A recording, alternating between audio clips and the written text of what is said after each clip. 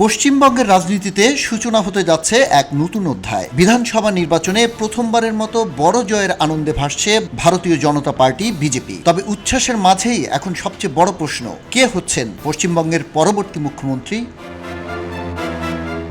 জয়ের পরপরই দায়িত্বের ভার নেমে এসেছে বিজেপির নেতৃত্বের কাঁধে। নতুন সরকার গঠন, নীতি নির্ধারণ এবং সবচেয়ে গুরুত্বপূর্ণ মুখ্যমন্ত্রী নির্বাচন, এসব নিয়েই চলছে দলটির উচ্চ পর্যায়ের আলোচনা। দলীয় সূত্রে জানা গেছে, আগামীকাল শীর্ষ পর্যায়ের নেতা অমিত শাহ অথবা রাজনাথ সিং কলকাতায় এসে বিজয়ী বিধায়কদের সঙ্গে বৈঠকে বসবেন। সেই বৈঠকেই চূড়ান্ত হতে পারে মুখ্যমন্ত্রীর নাম।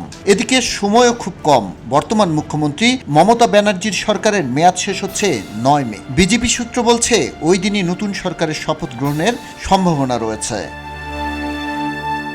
তবে এরই মধ্যে রাজনৈতিক অঙ্গনে জোর আলোচনা চলছে, কে হতে পারেন নতুন মুখ্যমন্ত্রী। এই আলোচনায় সম্ভাব্য মুখ হিসেবে উঠে আসছে কয়েকজন প্রভাবশালী নেতার নাম। সবার আগে রয়েছেন বিরোধী দলীয় নেতা শুভেন্দু অধিকারী, যিনি দীর্ঘদিন ধরে রাজ্যে বিজেপির শক্ত ঘাঁটি গড়ে তুলতে গুরুত্বপূর্ণ ভূমিকা রেখেছেন।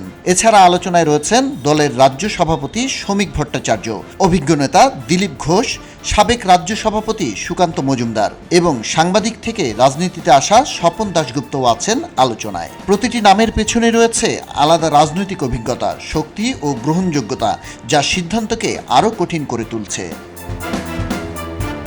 সব মিলিয়ে এখন সবার চোখ সেই বৈঠকের দিকে, কারণ সেখানে নির্ধারিত হবে কে হতে যাচ্ছেন পশ্চিমবঙ্গের নতুন মুখ্যমন্ত্রী এবং কোন নেতৃত্বে শুরু হবে রাজ্যের নতুন রাজনৈতিক যাত্রা। খবরের কাগজ, নিখাত, নির্ভীক, নিরপেক্ষ।